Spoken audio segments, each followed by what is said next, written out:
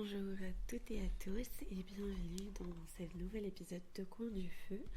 Donc votre émission où on explore ensemble des ouvrages, des réflexions et puis des thématiques qui j'espère vont nourrir votre âme et votre cœur. Donc je suis ravie de vous retrouver aujourd'hui pour une discussion qui, je vous assure, je pense, ne manquera pas de piquer votre curiosité et puis de susciter des réflexions un peu profondes. Alors comme d'habitude, préparez-vous une boisson chaude, installez-vous confortablement et laissez-vous emporter par cet épisode où nous allons plonger dans le livre de Costanza Miriano, Marie-toi et sois soumise. Oui, je sais, rien que le titre, c'est un peu provocateur, dirons-nous, et c'est probablement ce qui a fait de cet ouvrage le sujet de tant de discussions, de débats, et même de controverses en fait depuis sa publication en 2011.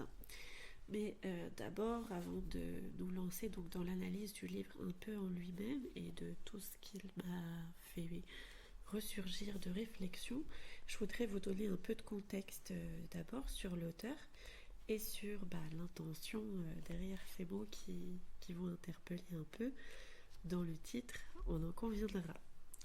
Alors tout d'abord, on va parler de Costanza Miriano. Qui est-ce ? Costanza, c'est une journaliste italienne à la base, c'est une femme moderne, elle a une carrière, elle a une très bonne immersion dans le monde contemporain, ce qui n'est pas toujours notre cas à toutes. Et pourtant, malgré ça, elle a choisi de se tourner vers des valeurs enracinées dans la tradition chrétienne. Elle est donc mariée, elle est mère de 4 enfants, et ça va lui donner une perspective très personnelle sur les défis et les joies de la vie conjugale et de la vie familiale de manière générale. Alors ce qu'on peut dire sur sa plume, c'est que c'est une plume plutôt incisive, qui est pleine d'humour, pleine de franchise, mais c'est aussi une plume qui va être profondément ancrée dans une vision chrétienne du mariage et surtout de la complémentarité des sexes. Attention avec ce terme, justement j'insiste beaucoup dessus, c'est un terme qui m'est propre mais avec lequel je pense, mais ça ne sont que des soupçons, Costanza ne serait pas en désaccord avec moi. Mais c'est important de différencier l'égalité et la complémentarité des sexes. Nous ne sommes pas exactement pareils qu'un homme et un homme n'est pas exactement pareil qu'une femme, cela va sentir. Bien sûr, nous sommes des êtres humains, etc., etc. On ne va pas refaire le débat, mais enfin, vous avez l'idée générale. En revanche, il est vrai que nous sommes complémentaires. À mon sens, aucun des deux n'est supérieur à l'autre. Et je pense encore une fois, ça n'est que présomption, parce que Costanza ne le dit pas de façon très claire, ou du moins si c'est le cas, ça ne m'a pas beaucoup marqué, mais elle ne le dit pas aussi explicitement que cela. En revanche, moi je vous le dis d'entrée de jeu pour que vous ne soyez pas perdus pour la suite de ce podcast. Alors avec son premier ouvrage, c'est son premier ouvrage, Marie-toi et sois soumise, je ne sais pas si Costanza elle avait anticipé en fait l'ampleur des réactions qu'elle allait provoquer avec. Bien sûr, il y en a qui l'ont adoré pour son audace, pour sa manière de défendre des valeurs qui sont malheureusement souvent décriées dans notre époque, et je rejoins un peu ces gens-là. Et puis il y en a d'autres qui l'ont critiqué, parfois très très violemment, pour ce qu'ils ont perçu un peu comme une apologie de l'oppression féminine. Alors là, je reprends des termes qui ne sont pas les miens, évidemment, vous vous en doutez. Mais est-ce que c'est vraiment ce qu'elle nous propose en fait ? Et c'est ce que nous allons essayer d'explorer et de réfléchir et de méditer ensemble aujourd'hui autour de son livre. Alors on va prendre un petit instant pour comprendre d'abord le contexte dans lequel ce livre a vu le jour. On est en 2011, on est en Italie, donc c'est un pays où, je ne sais pas si vous y êtes déjà allé, mais c'est un pays où les traditions catholiques, elles sont encore très très présentes, mais où en même temps les mentalités, elles évoluent assez rapidement. Et donc la question des rôles de l'homme et du rôle de la femme dans le mariage, elle est débattue, mais plus que jamais presque. Et ce livre arrive dans ce contexte un peu comme un pavé dans la mare, si vous voulez. Et en fait, dès sa sortie, le livre Marie-toi et sois soumise va attirer l'attention et pas seulement en Italie. Le titre il va être traduit en plusieurs langues et les réactions elles vont affluer partout en Europe, hein, voire parfois d'autres continents. Alors là, justement, j'en profite pour vous glisser que l'édition que j'ai sous les yeux, c'est donc l'édition du Centurion, qui semble être un peu de poche, hein. Je crois qu'elle a coûté aux alentours de 16 euros. Oui, c'est ça, 15,70 €. Bon. Je l'ai acheté neuf, je suis d'entrée de jeu franche avec vous. La couverture, je vous mettrai une photo, mais ça fait vraiment livre de poche, qualité livre de poche. Mais finalement, c'est un peu le fond qui nous préoccupe, donc on va pas s'attarder trop sur ces détails. Alors voilà. Et je pense que ça va être un peu là que va résider le génie ou la folie, hein, ça va dépendre des goûts de Costanza, parce que son titre, en étant volontairement provocateur, elle savait que ça allait laisser personne indifférent, c'était pas possible autrement, ça se sent qu'elle est plus intelligente que ça. Et voilà, c'est un titre vraiment marie-toi et sois soumise, où on soupçonne déjà plein comment dirais-je, de féministes, enfin de proto-féministes, de néo-féministes un peu originales que l'on peut voir de nos jours, qui montent évidemment sur leurs grands chevaux, qui se précipitent en pensant que c'est scandaleux, oh là là, que raconte-t-elle? Et bien pourtant, si on lit le livre, alors ce que certainement beaucoup de ses opposants n'ont pas fait, on va réaliser que le contenu, il est quand même assez différent de ce que le titre il va laisser supposer. Costanza, elle va pas chercher à enfermer les femmes dans une soumission servile. Et en fait, au contraire, elle va parler d'une soumission réciproque dans l'amour et dans le respect. C'est une vision qui est totalement inspirée par la Bible, hein, mais qui est aussi enrichie par son propre vécu à elle, en fait. Mais alors, pourquoi est-ce qu'elle a donné un tel titre à son livre ? Eh bien, elle a parfois expliqué dans quelques-uns de ses interviews, elle dit qu'elle voulait attirer l'attention, bien sûr, mais aussi provoquer une réaction qui pousse à la réflexion. Parce que dans notre monde moderne, des concepts comme la soumission ou la complémentarité, c'est des concepts qui sont souvent assez mal compris, qui sont parfois caricaturés ou même rejetés sans discussion. Et son livre, tout en étant à la fois drôle et accessible, je pense que c'est aussi une invitation à redécouvrir ces petites notions sous un jour un peu nouveau, un peu différent. Alors je pense que vous avez un petit aperçu déjà de ce qu'on va essayer d'explorer dans cet épisode. On va essayer de se plonger dans les pages de ce livre, d'en analyser les thèmes principaux et puis essayer de voir ce qu'il a à nous offrir, qu'on soit d'accord avec l'auteur ou non, en partie ou totalement d'ailleurs. Mais surtout, on va essayer de comprendre pourquoi ce livre il continue encore de faire parler de lui plus de 10 ans après sa parution. Alors si vous êtes prête à embarquer avec moi dans cette aventure à la fois littéraire et spirituelle, on va y aller sans plus tarder. Je vous laisse prendre place au coin du feu, aller chercher votre thé ou votre café si ce n'est déjà fait. Et on va commencer. Alors on entre maintenant dans le vif du sujet. Le titre « Marie-toi et sois soumise » puise évidemment son inspiration dans un passage bien connu des Écritures que vous avez reconnu, j'imagine, comme étant celui de la lettre aux Éphésiens. Donc on est dans le chapitre 5, au verset 22 à 25. Alors vous savez, c'est ce passage où Saint Paul, il exhorte les épouses à être soumises à leur mari, et là je cite, « comme au Seigneur ». Et alors là, beaucoup vont se cabrer en entendant ces mots, mais ce qu'on oublie souvent, c'est que cette exhortation, elle ne va pas s'arrêter là. Paul, il va aussi demander aux maris d'aimer leurs épouses comme le Christ a aimé l'Église et s'est livré pour elle. Il parle en réalité d'un amour sacrificiel, d'une complémentarité et d'une responsabilité mutuelle.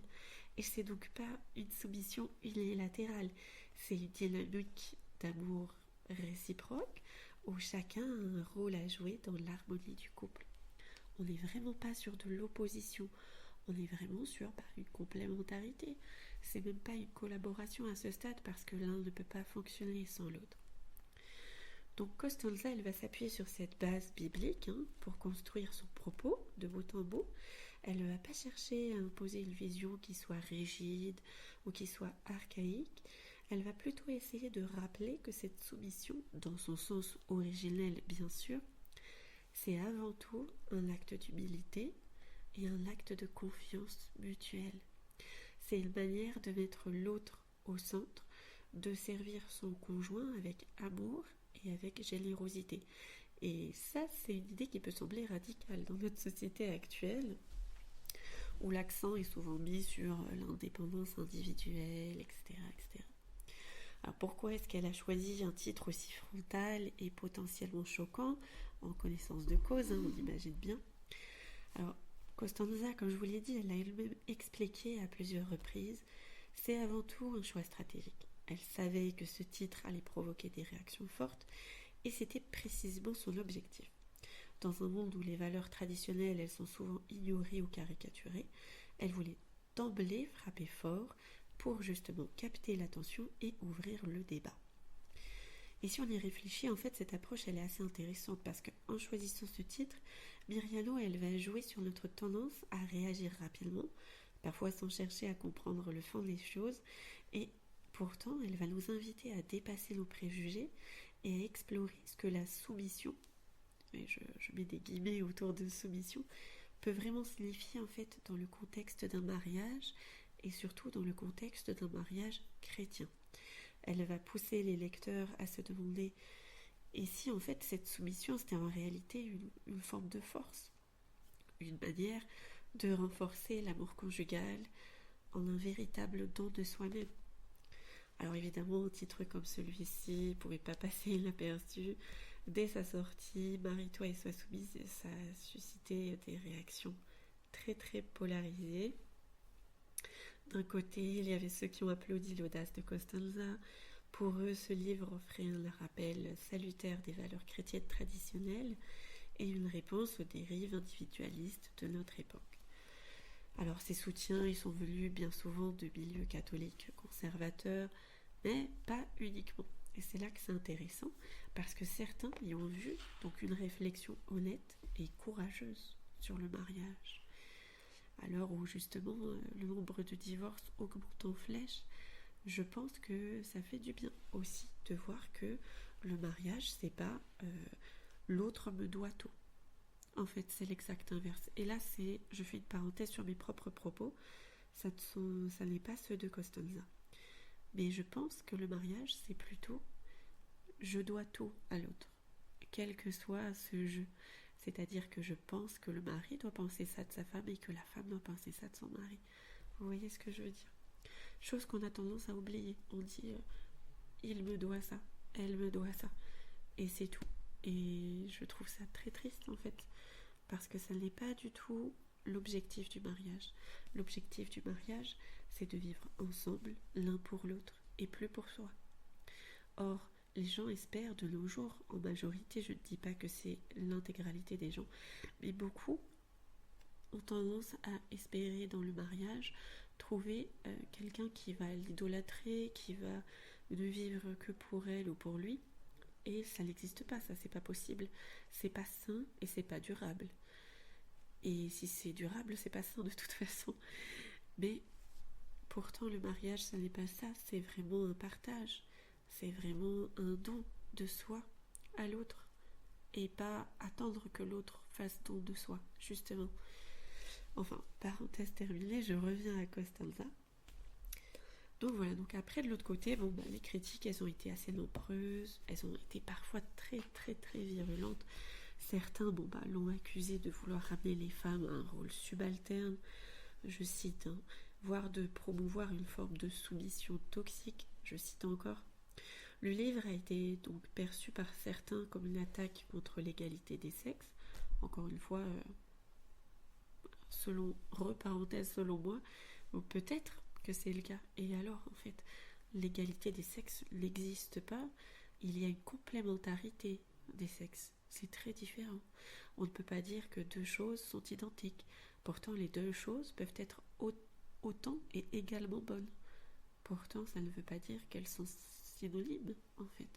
Par exemple, je vais comparer d'une façon très simplifiée, et peut-être que vous ne m'apprécierez pas sur ce point-là, mais admettons que j'aime, j'en sais rien, le chocolat.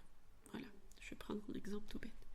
J'apprécie le chocolat et j'apprécie également, de façon tout à fait égalitaire, la noix de coco. Est-ce que l'un ou l'autre est meilleur? On va mettre de côté les considérations diététiques pour l'instant. Les deux choses sont également bonnes et pourtant, elles le sont radicalement différentes. Voilà, j'aime mon mari et j'aime aussi aller courir. Les deux choses, sont peut-être pas également bonnes, mais enfin vous avez compris l'idée, je pense. Et je pense que c'est important justement d'essayer de sortir de cette espèce de cycle où on se dit les choses sont comme ci, comme ça, tout doit être à égalité. L'égalité, c'est pas la justice. Faut arrêter avec ça. Bon, bref. Débat, parenthèse refermée. Donc, il y a eu évidemment des débats assez houleux qui ont éclaté dans les médias. Le titre lui-même a souvent été sorti de son contexte pour alimenter des polémiques. On sait toujours qui sont les nourrisseurs de ces fameuses polémiques. Et ce qui est fascinant, malgré tout ça, c'est la manière dont ce livre a réussi à toucher un public qui est bien au-delà des cercles religieux. Même ceux qui ne partagent pas les convictions de l'auteur, ils ont été intrigués, parfois séduits par son ton qui, on va dire, oui, il est plein d'humour, par sa sincérité aussi. Ça montre que malgré le choc initial, en fait, son message, il a su trouver un écho chez des lecteurs qui sont très très divers. Vous avez toutes sortes de couples qui ont pu être sauvés grâce à ce livre, malgré le fait qu'ils ne partageaient pas la même foi, le même style de vie, etc., etc. Alors, il est temps de nous plonger, je pense, dans la manière dont Costanza a structuré son ouvrage, parce que Marie-toi et sois soumise, c'est pas un livre de théologie classique, c'est pas non plus un manuel rigide sur la vie conjugale comme on peut en croiser parfois.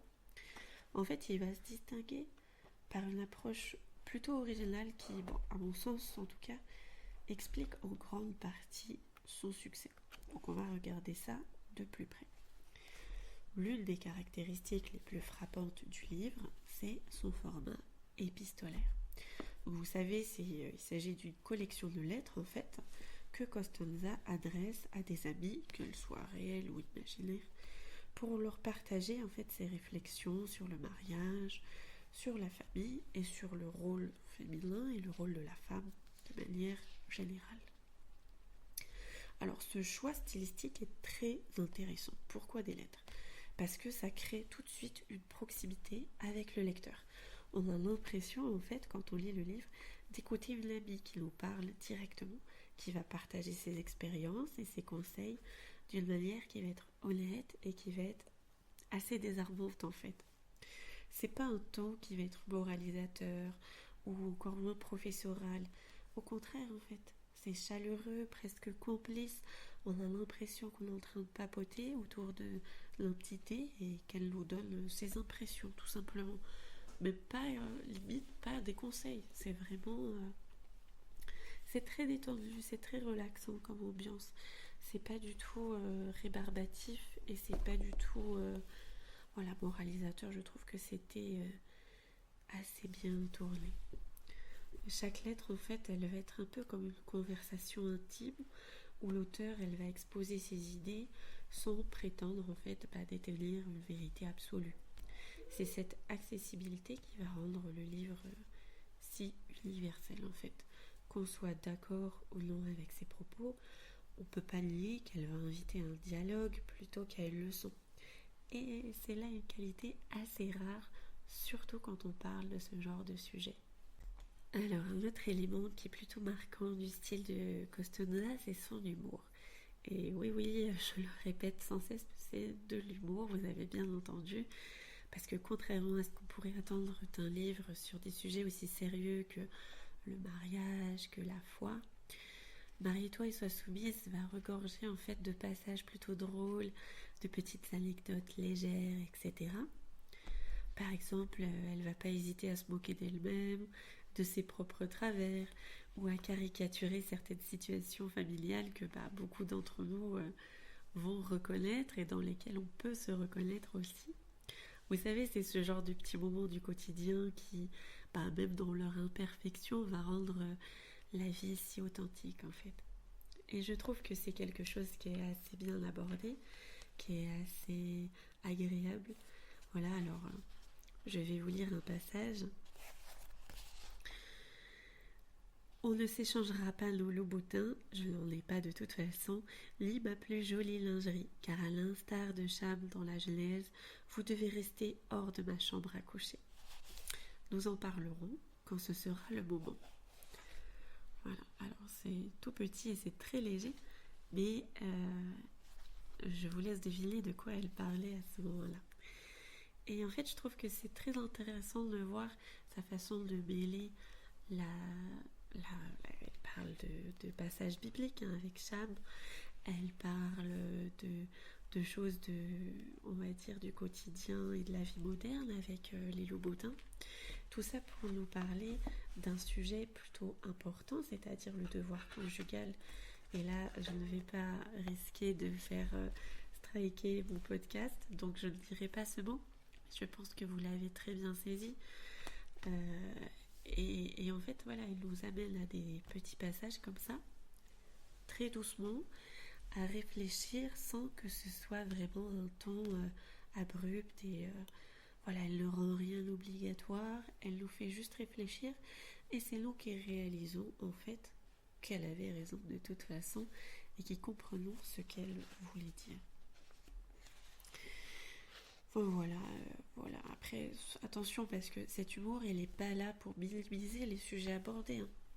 Au contraire, en fait, c'est quelque chose qui va agir comme une porte d'entrée, un peu comme ce que je vous ai démontré avec cet extrait, qui était page 65, pardon.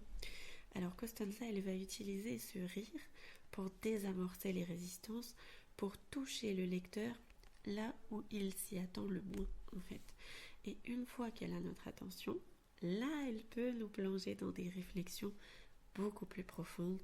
Là, elle peut passer dans des sujets un peu plus profonds, un peu moins superficiels. Et en fait, elle réalise des merveilles d'apprentissage et de pédagogie grâce à cette forme un peu humoristique. C'est un livre qui est assez délicat, mais qu'elle va maîtriser avec brio, je trouve. Je vous lis un autre extrait qui, je pense, me permettra de vous montrer un peu ce que je veux dire par là. Alors, c'est un extrait un peu plus long, tenez-vous bien. Les femmes qui en sont arrivées à la trahison suprême, souvent victimes d'événements dans lesquels elles se sont perdues et qui ont avorté, se chargent d'un lourd fardeau.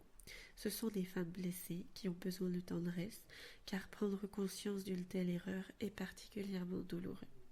Avec elles, nous devons toutes apprendre le don de l'accueil qui transforme les autres, en particulier l'homme qui est à nos côtés. La femme accomplie aime en premier. Elle écoute, console, encourage, pardonne, réunit, fait de la place aux autres. Elle met de la tendresse dans sa famille. Par sa soumission, elle construit le Père. En le plaçant au-dessus d'elle, elle lui donne de l'autorité. Elle a confiance en elle, puisqu'elle sait qui elle est, et elle n'a pas peur de se perdre en laissant gagner un autre, ou plutôt l'autre. Voilà, donc c'est un extrait que j'ai pris des pages 78 et 79. Donc, vous voyez, elle aborde des sujets très très graves, hein, comme l'avortement par exemple, mais aussi, voilà, tout à l'heure on a parlé du devoir conjugal et typiquement, elle arrive à apporter une espèce elle arrive à faire comprendre son point de vue sans être dans le forcing. Je ne sais pas comment l'exprimer différemment. Voilà, donc c'est un équilibre, hein, on l'a dit, mais c'est quelque chose qu'elle sait très bien faire. Alors, on va changer de sujet, on va poursuivre plutôt, Parce que ce qui frappe également en fait dans cet ouvrage, c'est la manière dont Costanza elle va marier des références culturelles modernes avec des enseignements religieux traditionnels. Alors ça peut sembler paradoxal, mais c'est justement cette juxtaposition qui va donner au livre sa richesse et sa singularité. Donc ça, vous l'aviez vu tout à l'heure quand elle mélangeait les références à Cham et à Célo-Bottin, je pense qu'on est totalement dans ce genre d'exemple. Alors, justement, au fil des lettres, elle va citer aussi bien des films populaires que des passages bibliques, de la musique aussi. Elle peut évoquer un épisode de sa vie familiale pour illustrer un principe spirituel ou encore pour faire des clins d'œil à des stéréotypes contemporains pour évidemment mieux les déconstruire ensuite. Alors ça va rendre son discours ancré dans notre réalité tout en restant profondément enraciné dans la foi chrétienne. C'est pas une simple réaffirmation de la tradition, mais c'est plutôt une adaptation de celle-ci aux défis du monde moderne. En d'autres termes, elle va parler un langage que les lecteurs d'aujourd'hui vont comprendre, tout en les reconnectant à des vérités qui sont intemporelles en fait. Et c'est pas tout, parce que Costanza, elle fait aussi preuve d'une grande culture. Elle mêle des références à des philosophes, des écrivains et même des psychologues modernes. Et elle va montrer ainsi que la foi et la réflexion intellectuelle ne sont pas incompatibles, mais qu'elles peuvent se nourrir mutuellement, contrairement à ce que certains ont tendance à affirmer un peu vite aujourd'hui. Alors maintenant, je voudrais qu'on plonge en fait vraiment dans le contenu des lettres elles-mêmes pour découvrir quels conseils et réflexions Costanza offre à ses lectrices. Et restez avec nous parce que ça devient encore plus passionnant. Alors, c'est dans ces lettres que se révèle l'essence même de l'ouvrage de Costanza. À travers ces lettres, elle va nous inviter à réfléchir sur des concepts profonds, parfois à contre-courant de la pensée dominante, mais qui méritent qu'on s'y attarde avec attention. L'un des thèmes centraux du livre, c'est évidemment la redécouverte de la féminité, parce que Costanza, elle va partir d'un constat assez simple. Dans notre société contemporaine, il existe une assez forte pression pour que les femmes, elles adoptent des rôles qui ne correspondent pas toujours à leur essence profonde. Elle va donc inviter ses lectrices à revisiter ce que signifie être une femme, non pas en fonction des attentes externes, mais plutôt en fait à travers une compréhension intime et authentique de soi-même en tant que femme. Et alors là, c'est pas du tout une question de se conformer à un modèle préétabli, mais plutôt de retrouver cette part de soi qui peut parfois être éclipsée par les exigences modernes. Avoir une carrière, etc., jongler sur tous les tableaux à la fois. On se comprend. Donc Costanza, elle va insister sur la beauté et la force de la féminité, qui ne se manifeste pas nécessairement par des critères superficiels, mais plutôt par une profondeur intérieure. Elle parle de douceur, de sensibilité, de capacité à créer et à nourrir des liens, autant de qualités qu'elle considère comme étant au cœur de l'identité féminine en fait. Et c'est pas tout, parce qu'elle va encourager également les femmes à embrasser leurs différences avec les hommes, non comme des oppositions, on le disait tout à l'heure, mais comme des complémentarités. Et pour elle, en fait, cette complémentarité, c'est une vraie richesse et c'est pas du tout une faiblesse. Et sur ça, je la rejoins énormément. Alors un autre thème central est celui évidemment du rôle de la femme au sein de la famille. Costanza, elle va adopter ici une approche qui est profondément enracinée dans une vision assez traditionnelle du mariage et du foyer. Donc si vous êtes là sur ce podcast avec nous aujourd'hui, c'est que vous le partagez au moins un petit peu, je pense. Et elle va comparer donc souvent la femme à la fondation d'une maison. Et ça, c'est une image qui me plaît beaucoup et que je voudrais que vous gardiez bien en tête, surtout si vous venez de fonder votre propre foyer, que vous êtes une jeune maman, etc. ou jeune mariée. Parce que c'est une image puissante, vous ne trouvez pas ? Selon elle, en fait, c'est la femme qui va donner au foyer sa chaleur, sa stabilité et sa sérénité. Elle n'en fait pas une injonction, bien sûr, mais une reconnaissance du pouvoir unique qu'ont les femmes de créer un environnement qui soit propice à l'épanouissement de tous les membres de la famille. Et c'est là qu'on voit la nuance, que parfois certains ont beaucoup de mal à saisir, mais qui fait toute la richesse du rôle de la femme, du rôle de l'épouse et du rôle de la maman au foyer. Et ce rôle, malgré ça, ne signifie pas que la femme doit tout porter toute seule.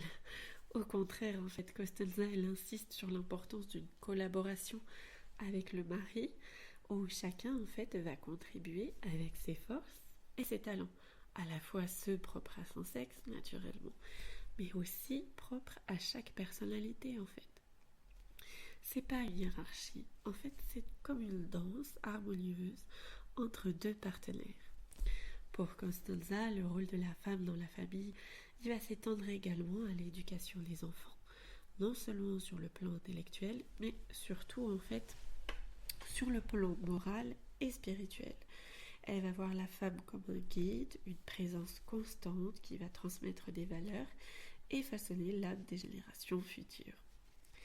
Alors maintenant, on va aborder ce qui est sans doute le concept le plus problématique du livre, la soumission. Dès le titre, ce mot, on l'a vu, a fait bondir plus d'un lecteur. Mais pourtant, Costanza, elle ne va pas l'utiliser dans son sens traditionnel de subordination ou d'obéissance aveugle. Vous allez voir, c'est pas du tout ça l'objectif. Dans ses lettres, elle propose une réinterprétation qui, bien qu'elle puisse sembler un peu audacieuse, a le mérite d'être examinée. Pour elle, la soumission, c'est avant tout une attitude de service et d'amour inconditionnel. Elle va expliquer que cette soumission, ce n'est pas une faiblesse, mais une force, et qu'elle consiste à choisir librement et par amour de mettre l'autre en premier. Donc c'est là qu'on se rejoint un peu, elle et moi. Et c'est pas une question de renoncer à sa propre dignité ou à ses propres aspirations, non, c'est vraiment pas ça. C'est plutôt de construire une relation où le don de soi devient une voie vers une plus grande unité et une plus grande harmonie. Il ne s'agit pas d'une soumission unilatérale non plus.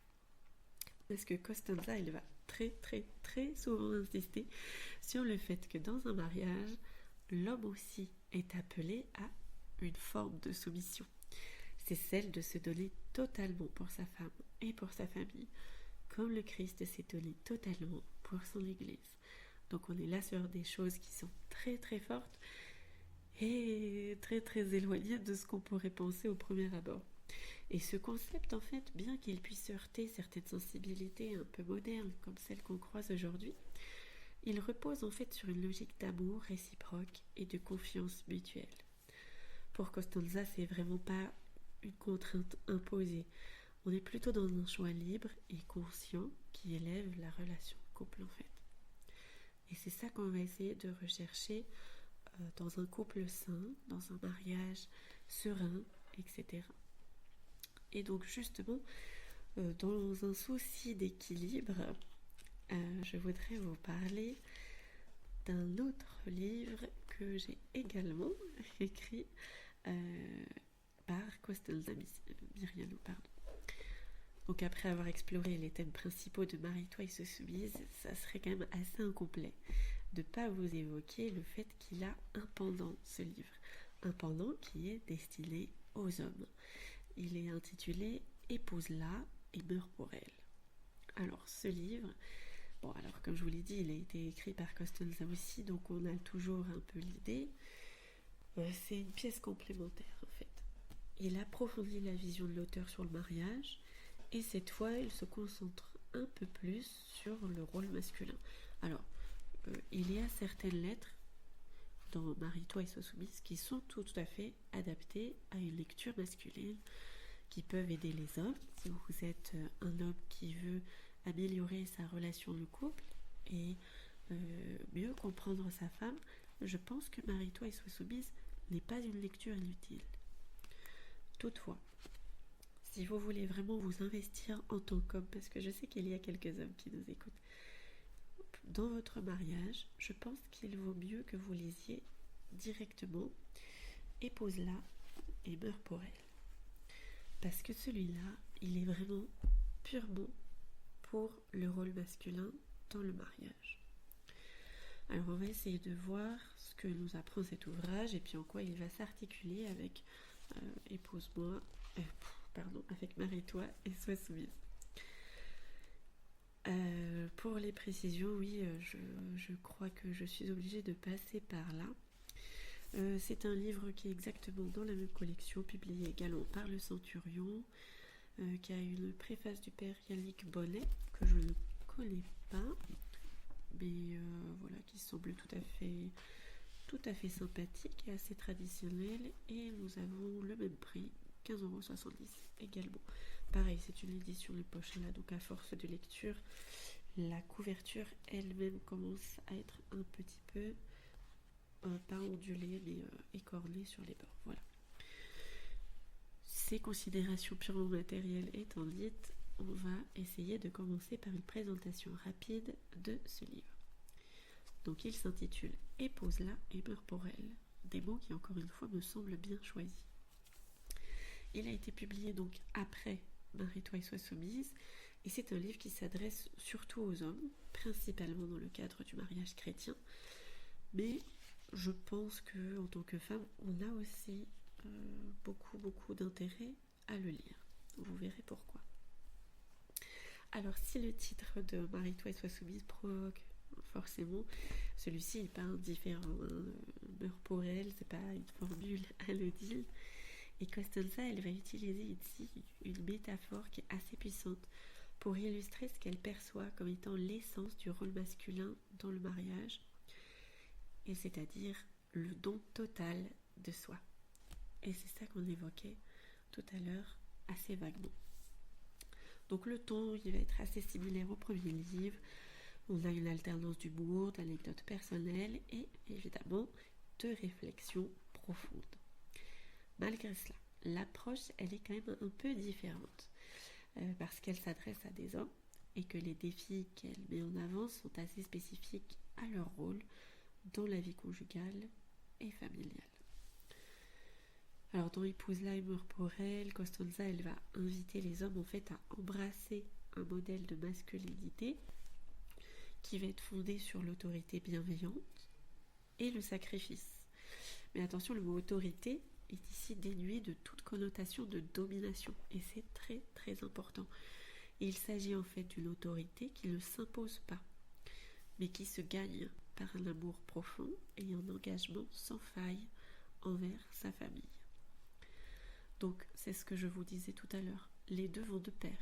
Si on a une femme qui sacrifie tout pour être soumise à son mari, et que de l'autre côté on a un mari qui est défaillant, ça ne marchera pas. Si on a dans une autre situation un homme qui est dévoué à sa famille et qui sacrifie tout pour sa femme, mais que on a une femme qui est carriériste ou qui néglige l'éducation des enfants, etc., de la même manière, ça ne marchera pas. On ne peut pas, c'est les deux faces d'une même pièce, le mariage. On ne peut pas faire équipe avec quelqu'un qui ne joue pas le même jeu. Mais l'objectif de Costanza me semble être celui-ci, c'est de défendre que chacun a en fait un peu ses propres règles qu'elle essaye de détailler donc dans chaque ouvrage, pour les hommes dans Épouse-la et pour les femmes dans Marie-toi.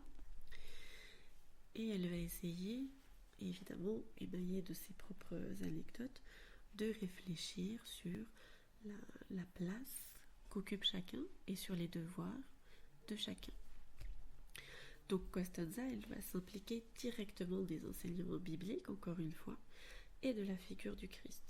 Elle va faire référence à l'exhortation de saint Paul, qui est donc, alors là je vais citer, « Marie, aimez vos femmes, comme le Christ a aimé l'Église et s'est livré lui-même pour elle. » Pour Costanza, en fait, cette phrase, elle va résumer tout le rôle du mari. L'homme, il va être appelé à un amour sacrificiel, un amour qui donne sans compter, qui protège et qui élève les siens. C'est très important. Ce rôle masculin, il va exiger un profond dévouement. Costanza, elle ne va pas hésiter à souligner que cet engagement, ça peut être quelque chose d'extrêmement difficile, voire très exigeant sur le plan personnel. L'homme, il doit souvent mettre de côté son propre confort, ses propres envies, voire son ego. Tout ça pour le bien de sa femme et de ses enfants. C'est quelque chose qu'on demande pas sans conséquence, pas sans réfléchir. Un point intéressant du livre, c'est aussi la manière dont Costanza aborde la notion de force. Et il ne va pas décrire la force masculine comme une simple capacité physique, évidemment, ou une posture de contrôle, mais plutôt comme une disposition intérieure à porter des responsabilités et à offrir une stabilité émotionnelle et spirituelle à sa famille. Et alors là, tout est dit, j'ai envie de dire, c'est vraiment le cœur du mariage, l'essence de ce que doit être un mariage. Ce qui est fascinant en fait dans ces deux ouvrages, c'est la manière dont ils s'articulent pour proposer une vision qui est profondément complémentaire du mariage. D'un côté, on a Marie-toi et sois soumise, qui va exhorter les femmes à embrasser leur rôle avec douceur et générosité. Et de l'autre, on a Épouse Leimer pour elle, qui appelle les hommes à se dépasser dans un amour sacrificiel et protecteur. Pour Costanza, cette complémentarité, c'est donc évidemment pas une opposition, c'est plutôt une harmonie en fait. Elle va utiliser souvent la métaphore de la danse pour illustrer cette dynamique, on l'a déjà dit un peu plus haut. Dans une danse, chaque partenaire a un rôle précis. L'un qui va guider et l'autre va suivre. Mais tous les deux sont essentiels à la beauté et à l'équilibre de la performance. Elle insiste également sur le fait que cette complémentarité, elle ne peut fonctionner que si les deux partenaires s'engagent pleinement dans leur rôle en s'appuyant sur des valeurs communes et sur une communication sincère. Il ne s'agit pas ici de cloisonner les individus dans des cases rigides évidemment, mais plutôt d'exploiter les forces et les talents uniques de chacun pour construire une relation qui soit enrichissante et épanouissante. Alors cette vision des rôles, elle va pouvoir sembler un peu audacieuse ou dépassée pour certains, mais Costanza en fait elle va l'aborder avec une telle profondeur qu'elle va forcer la réflexion sans que ce soit du forcing en fait. Et c'est pas une hiérarchie figée tout ça, ça va plutôt être une invitation à redéfinir nos relations sous le prisme du service mutuel et du don de soi. Alors on va entrer maintenant dans une partie qui est assez fascinante et un peu essentielle de notre exploration de ce livre, donc Marie-toi et sois soumise, c'est son accueil par le public et puis son impact dans la sphère culturelle. Qu'on soit d'accord ou non avec les idées développées par Costanza d'ailleurs, c'est indéniable que son livre il a suscité des réactions assez fortes qui sont souvent très polarisées. Et j'aimerais qu'on analyse ensemble en fait les controverses, les défenses et puis l'influence qu'a pu avoir cet ouvrage sur le débat sociétal. Alors je trouve que c'est intéressant de parler de ça parce que je l'ai évoqué que brièvement, mais ça va vous montrer à quel point il y a une volonté presque de censurer. Alors c'est un mot un peu fort, mais en tout cas de cacher ce genre de pensée traditionnelle en fait, de les faire paraître presque comme rétrogrades, voire comme déviantes. Alors, dès sa publication en 2011, Marie-toi et sois soumise n'est pas passé inaperçu, on s'en doute. Le titre à lui seul a suffi à provoquer un véritable tollé, non seulement en Italie, mais aussi à l'international, on l'a vu. Certains l'ont perçu comme une attaque contre l'égalité entre les sexes, ou comme une tentative de remettre en question les acquis féministes des dernières décennies, ce qu'il n'est absolument pas si vous voulez mon point de vue. Mais enfin, dans certains pays, il y a même des voix qui se sont élevées pour réclamer la censure du livre. Alors par exemple, on a en Espagne des groupes militants qui ont exigé son retrait des librairies, en arguant qu'il promeut une vision archaïque et sexiste de la femme. Sur quoi se base-t-il? Je ne sais pas. Il y a eu des pétitions qui ont circulé, des débats télévisés enflammés qui ont eu lieu, et puis dans certains cas, des librairies ont même refusé de le vendre. Alors, ce rejet n'est pas uniquement venu des cercles laïques. Dans certaines communautés chrétiennes assez progressistes, dont je ne citerai pas le nom, le livre a également été critiqué pour son interprétation qui a été jugée beaucoup trop littérale ou beaucoup trop conservatrice des rôles dans le mariage. Alors après, ça c'est une question de point de vue, j'imagine. La notion de soumission, donc bien qu'elle est expliquée et recontextualisée dans le livre, elle a souvent été mal comprise ou beaucoup caricaturée aussi dans les médias. Mais bon, toutes ces controverses, elles ont quand même amplifié la visibilité de l'ouvrage. Finalement, on a eu un petit effet stressant. Comme souvent, les appels à la censure ont eu l'effet inverse. Ils ont attisé donc la curiosité du public et ont conduit à l'augmentation des ventes et à une discussion encore plus large autour de son contenu. Ce qui est très bien comme ça, puisque comme ça, chacun peut se faire son propre avis et c'est pas plus mal. Alors face à ces critiques, le livre a également trouvé des défenseurs, parfois là où on ne s'y attendait pas, et ça c'est ce que je trouve le plus intéressant. On a parmi eux des femmes chrétiennes, bien sûr, mais on a aussi des hommes, on a des intellectuels de tout genre qui ont salué l'audace de Costanza et puis son invitation à réfléchir sur les fondements du mariage.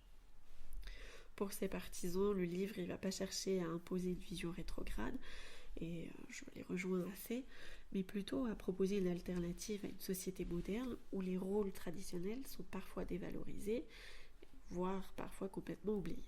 Alors ils vont souligner que la soumission évoquée par Costanza n'est pas synonyme d'infériorité, mais d'une attitude de service mutuel et de don de soi, comme c'est d'ailleurs déjà expliqué dans les Écritures. Alors, si vous voulez mon avis, il suffit de lire le livre pour comprendre que la soumission n'implique pas d'infériorité dans ce contexte. Mais alors, pas du tout. Il suffit réellement de lire le livre.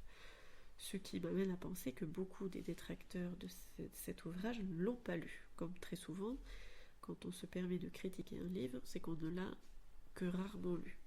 Ça peut être intéressant de s'interroger sur ce fait-là. On pourrait créer un podcast rien que sur ce débat. Alors certains défenseurs ont mis également en avant l'humour et la légèreté du style de Costanza. Bon, ça on en a parlé nous aussi. Et ils vont rappeler que bien que le sujet soit sérieux, l'auteur ne va pas hésiter à se moquer d'elle-même. Ça c'est très vrai, il se moque très très souvent d'elle-même. Et à aborder donc les défis du mariage avec beaucoup d'autodérision. Cette tonalité, c'est pas une tonalité qui est autoritaire ou moralisatrice. Moi je trouve que c'est rafraîchissant en vrai. Par tous ceux qui vont prendre le temps de lire l'ouvrage en profondeur, on ne peut que percevoir sa fraîcheur et un peu de candeur aussi, mais pas au sens négatif. Alors il y a un autre argument qui est souvent avancé par les partisans, c'est que le livre ne prétend pas fournir un manuel rigide sur le mariage, mais plutôt une perspective parmi d'autres. Ce qui est aussi un point de vue entendable, je trouve. Et en fait, il voit en Marie-toi et sois soumise plutôt une invitation à dépasser les clichés et à revisiter des concepts millénaires sous un angle plutôt contemporain. Donc vous voyez qu'on a des avis complètement différents de part et d'autre de chaque point de vue. C'est un peu tout et son contraire, ce qui encore une fois m'interroge sur le nombre de gens qui s'opposent à ce livre, mais qui ne l'ont pas lu. À mon avis, ça serait intéressant de faire un sondage. Bien sûr, encore faudrait-il qu'ils l'admettent. Alors, au-delà des controverses et des débats individuels, Marie-toi et sois soumise a eu un impact assez notable sur les discussions concernant le mariage et la famille dans pas mal de sociétés. En Italie, le livre a relancé le débat sur la pertinence des rôles traditionnels dans une société moderne. Certains sociologues ont noté d'ailleurs que l'ouvrage reflétait une certaine nostalgie pour des valeurs familiales perçues comme en déclin. Selon moi, elles le sont carrément, et c'est pas grave. Il a également ouvert la voie à des discussions un peu plus nuancées sur le féminisme, sur la complémentarité des sexes et sur l'importance des structures familiales solides dans un monde qui est souvent individualiste. Et ça, c'est pas plus mal, parce que c'est vrai que les enfants sont parfois embringués dans des situations auxquelles ils ne devraient pas faire face. Mais du fait de leurs parents, de la déstructuration de la société, de la déstructuration de l'école, la déstructuration de la patrie et de toutes ces notions fondamentales, effectivement, on a beaucoup de dégâts qui sont faits sur les enfants et je trouve ça vraiment triste. Parce qu'après, ça fait des individus perdus, des adultes qui sont un peu perdus aussi. Alors, je dis pas que c'est le cas de tous, je dis pas que c'est une généralité absolue, mais malheureusement, c'est vrai que des enfants en perdition qui n'ont aucune colonne sur laquelle se raccrocher, aucun roc sur lequel se fonder, aucune fondation sur laquelle s'appuyer, eh bien effectivement ça devient des adultes qui manquent d'équilibre, qui manquent de constance, de stabilité, de repères. Et ça, c'est quelque chose que je trouve préjudiciable pour toute la société dans son ensemble. Évidemment pour les individus eux-mêmes, pour les familles, bien sûr, mais aussi pour toute la société qui va en payer les pots cassés un jour ou l'autre. Ça, de toute façon, nous n'aurons pas le choix. Peut-être qu'on rattrapera la barque d'ici là, soyons positifs. Alors, dans d'autres pays, notamment en France et en Espagne, ce livre a été utilisé plutôt comme un point de départ pour des conférences, pour des débats publics et aussi pour des ateliers sur le mariage chrétien, ce qui est pas mal du tout à mon sens. Il y a aussi des mouvements catholiques, en particulier ceux liés à la nouvelle évangélisation, qui se sont appropriés certains des messages en fait de Costanza pour promouvoir une vision un peu plus enracinée et spirituelle du couple. Et enfin, on peut essayer de noter aussi que Marie-toi et sois soumise a également inspiré des œuvres artistiques et des réflexions dans les cercles absolument pas religieux. On a des dramaturges, on a des écrivains, des journalistes qui se sont emparés du sujet pour explorer des tensions entre tradition et modernité, entre attentes sociales et aspirations personnelles. Donc l'impact de l'ouvrage en fait va dépasser très très très très largement le cadre religieux. Et il s'est imposé en fait comme un élément incontournable des discussions sur le mariage et sur la famille aussi, devenant presque un phénomène culturel à part entière, on va dire. Alors on va arriver maintenant à une partie qui est assez importante dans mon analyse, c'est les perspectives théologiques qui sont abordées, que ce soit implicitement ou explicitement, dans l'ouvrage Marie-toi et sois soumise. Alors attention parce que son pendant, épouse là et meurt pour elle, en fait aussi, mais là on va se concentrer vraiment sur celui-ci. Donc à travers son ouvrage, Costanza, elle va inviter ses lecteurs à s'interroger sur le mariage en tant que vocation sacrée. C'est une vision qui est enracinée dans l'enseignement de l'Église. On l'a vu à plusieurs reprises. Elle fait beaucoup de références bibliques, elle fait beaucoup de parallèles avec la Bible et avec toutes les histoires qui sont à l'intérieur. Donc on va explorer 3 dimensions clés, selon moi, que sont les doctrines catholiques sur le mariage et sur la famille, l'interprétation des Écritures en lien avec les thèmes du livre, et enfin les critiques théologiques, purement théologiques cette fois, qui sont formulées à son encontre. Alors, la première chose, l'enseignement de l'Église, un socle spirituel pour le mariage. Le mariage, dans la tradition catholique, c'est pas simplement un contrat entre 2 individus. Il est considéré comme un sacrement, c'est-à-dire une alliance sacrée qui reflète l'union du Christ avec son Église. L'enseignement catholique va souligner que cette union repose sur 3 piliers essentiels, c'est-à-dire l'amour, la fidélité et l'ouverture à la vie, que certains ont tendance à oublier. Alors, dans son ouvrage, Costanza va sembler s'appuyer sur ces principes fondamentaux, notamment lorsqu'elle va parler du don de soi dans le mariage. Ce don réciproque qui est enraciné dans une foi partagée est présenté comme la clé d'un mariage épanoui. Bien qu'elle n'utilise pas donc un langage théologique explicite, c'est ce qui fait que son ouvrage est beaucoup plus digeste, ses idées vont s'aligner sur celles de documents comme Familiaris Consortio de Jean-Paul II, qui insiste donc sur la vocation du couple chrétien à vivre un amour généreux et désintéressé. Alors je ne suis pas toujours d'accord avec certains des papes modernes, dirons-nous, mais pour le coup, là, je le rejoins plutôt. Donc on a un autre aspect intéressant, c'est la vision de la complémentarité entre les époux qui traverse tout son livre. L'Église catholique enseigne que l'homme et la femme, qui sont créés à l'image de Dieu, sont égaux en dignité, mais différents dans leur nature et leur rôle.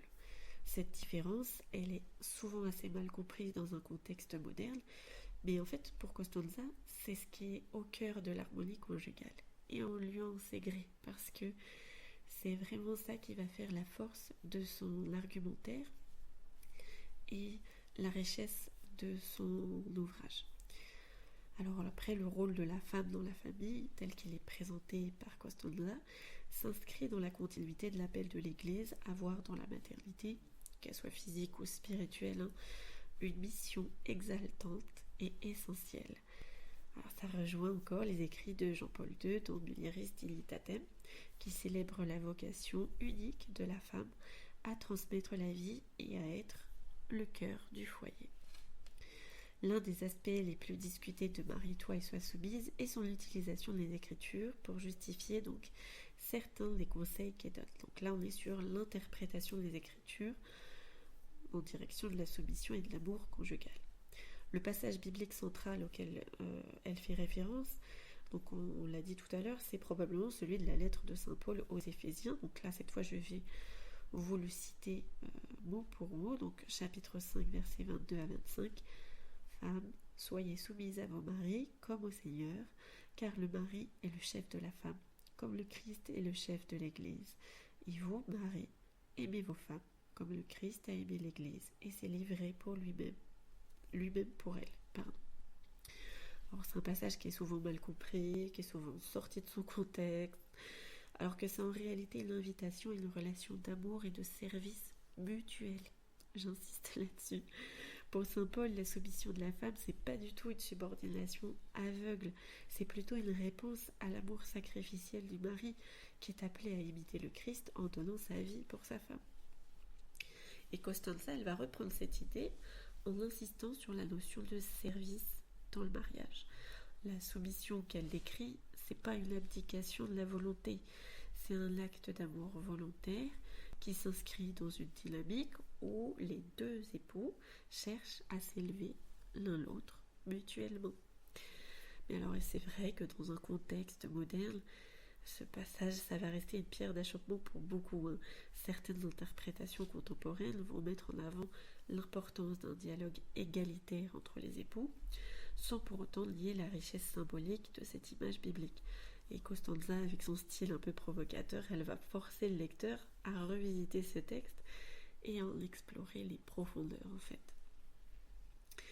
Alors il y a eu bien sûr des critiques théologiques et c'est sur ça que je vais me pencher là tout de suite. Donc malgré les nombreux soutiens qu'elle a reçus, on l'a vu, Costanza elle n'a pas échappé à des critiques théologiques non plus, y compris au sein du monde chrétien. Alors certains théologiens ont estimé que son approche, bien qu'il est vrai, était enraciné dans la tradition, manquait parfois de nuances ou de contextualisation. Est-ce que vraiment il y en avait besoin? Je ne sais pas. Mais en tout cas, l'une des critiques fréquentes qui concerne surtout l'usage du mot soumission, qui reste problématique, même dans les cercles catholiques. Certains lui reprochent de ne pas assez insister sur la réciprocité totale entre les époux, en mettant davantage l'accent sur le rôle de la femme que sur celui du mari. Et en même temps, c'est aux femmes que s'adresse son livre.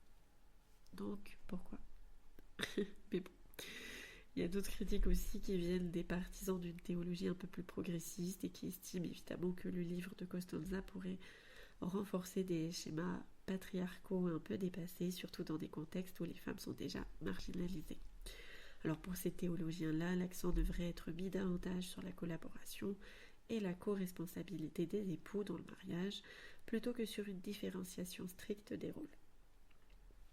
Après ça, c'est à la libre appréciation de chacun. Évidemment, je ne partage pas cet avis, vous vous en doutez. Et enfin, certains experts en théologie morale se demandent si le ton humoristique et provocateur de Costanza ne risquerait pas de détourner les lecteurs du véritable message chrétien sur le mariage. Parce que bien que son style puisse être un moyen efficace d'attirer l'attention, il peut aussi prêter à quelques malentendus, en particulier chez ceux qui ne sont pas forcément familiers avec la foi catholique. Alors, je vous ai cité beaucoup de critiques et beaucoup de problématiques, pas seulement théologiques, depuis le début. Je fais ça dans un souci, non pas d'exhaustivité, parce que c'est pas possible de tout dire, mais dans un souci de vous dire mon point de vue est le suivant, mais l'objectif c'est de parler de ce livre. Donc vous avez après la possibilité et l'option d'aller un peu plus loin de vous-même pour explorer ce que ce livre vous inspire, etc., etc. Vous n'êtes pas du tout obligé de rester dans ce que je vous raconte, vous n'êtes pas du tout obligé de vous y limiter, d'être d'accord, etc. Et c'est pour ça que je vous propose une diversité de points de vue. Évidemment, j'ai mon avis sur la question, je ne vais pas vous le cacher, et je ne crois pas l'avoir fait. Mais néanmoins, par souci d'intégrité intellectuelle, on va dire, je vous fais part de toutes les critiques, enfin de certaines critiques qui m'ont paru importantes et qu'elle a reçues. Voilà. Alors, chers auditeurs, nous arrivons à la fin de cet épisode de Coin du Feu qui est consacré à Marie-toi et sois soumise de Costanza Miriano. Voilà, je trouve que c'est une vraie richesse de réflexion et de discussion. Cet ouvrage, il a pu susciter peut-être tout au long de notre exploration, des réflexions chez vous. Avant de conclure, quand même, j'aimerais qu'on prenne quelques instants pour récapituler les points essentiels et puis élargir peut-être un peu nos perspectives. Donc on a d'abord pris le temps de nous immerger dans le contexte de ce livre, en découvrant l'auteur, qui est Costanza Miriano, et puis les intentions derrière son titre un peu provocateur. On a vu qu'il s'agit d'un ouvrage qui est à la fois ancré dans les traditions chrétiennes et rédigé avec un ton à la fois moderne et accessible, qui est aussi donc entre humour et profondeur, c'est qu'il n'est pas fait pour forcément parler à tout le monde. On a ensuite analysé en détail le contenu du livre, on a exploré les thèmes principaux, donc la féminité, la vocation de la femme dans le mariage, la notion de soumission que Costanza va redéfinir donc, je le rappelle, comme un acte de service et d'amour inconditionnel. Cette approche, elle a suscité donc de nombreuses réactions, aussi bien admiratives que critiques, que nous avons pris soin d'examiner, non pas dans le détail, mais que nous avons au moins évoqué de part et d'autre. Enfin, on a étudié aussi les perspectives théologiques et culturelles qui ont entouré l'ouvrage, en confrontant un peu les idées avec les enseignements de l'Église et puis en examinant un peu son impact sur les discussions contemporaines autour du mariage et de la famille. Alors, ce qu'on peut retenir avant tout de ce livre, c'est qu'il invite chacun d'entre nous, les femmes comme les hommes, à réfléchir sur la place que nous accordons à l'amour, au don de soi et à notre vocation au sein de la famille. Costanza, à travers ses écrits, va nous proposer de ne pas fuir les vérités exigeantes du mariage chrétien, mais au contraire de les embrasser avec confiance et avec générosité. Alors bien sûr, il ne s'agit pas d'adopter sans discernement tout ce qui est présenté dans cet ouvrage, comme dans chaque chose que je vous présente dans les épisodes de Coin du Feu. Chaque mariage est unique et les dynamiques entre les époux doivent toujours être guidées par le respect mutuel, par la communication et surtout la recherche de Dieu en toutes choses. Je crois que la véritable force de ce livre réside dans sa capacité à poser des questions. Quelles sont les valeurs fondamentales de mon foyer ? Comment puis-je mieux aimer et servir mon conjoint ? Est-ce que je suis prête à vivre le mariage comme une vocation qui m'appelle à dépasser mes propres limites ? Voilà, tout ça, c'est des choses qui valent le coup qu'on s'y penche et peut-être que Costanza peut vous apporter des réponses dans un sens ou dans un autre. En tout cas, elle peut éveiller chez vous plus d'interrogations aussi que de réponses. C'est tout à fait possible. Alors du coup, je vous invite à poursuivre cette réflexion, que vous soyez marié, fiancé ou pas simplement curieux, que vous soyez un homme ou une femme. Pourquoi est-ce que vous ne prendriez pas un petit moment pour méditer sur les enseignements de l'Église concernant le mariage ? Peut-être que vous pourriez lire ou relire des passages bibliques comme la lettre de Saint Paul aux Éphésiens ou des documents magistériels si vous êtes catholique conciliaire comme Familiaris Consortio ou Mulieris Dignitatem qui sont assez intéressants. Si cet ouvrage de Costanza vous intrigue, je vous encourage aussi à le lire avec un esprit assez ouvert, en gardant en tête qu'il s'agit d'une vision personnelle, celle de Costanza, donc, qui est inscrite dans une tradition qui est bien plus vaste et bien plus profonde aussi. Alors je tiens à vous remercier, chers auditeurs, d'avoir passé ce moment avec moi autour de ce sujet fascinant et puis parfois déroutant. Vos réactions et vos réflexions sont toujours les bienvenues, évidemment. N'hésitez pas à nous partager vos pensées sur cet épisode ou sur le livre surtout, ou sur ces sujets que le livre aborde, dans les commentaires ou sur les réseaux sociaux. Et comme toujours, si ce podcast vous a plu, je vous invite à vous abonner à notre chaîne, à partager cet épisode avec vos proches et à laisser un petit j'aime. Ça nous aide énormément à continuer à vous proposer des contenus riches et inspirants. D'ici là, je vous souhaite une semaine remplie de paix, d'amour et de joie au sein de vos foyers. Surtout, n'oubliez pas que ce sont les petites choses du quotidien qui permettent de tisser les grandes histoires. Je vous dis à très bientôt pour un nouvel épisode de Coin du Feu. Prenez soin de vous et de vos familles. Et d'ici là, je vous souhaite beaucoup de bonheur.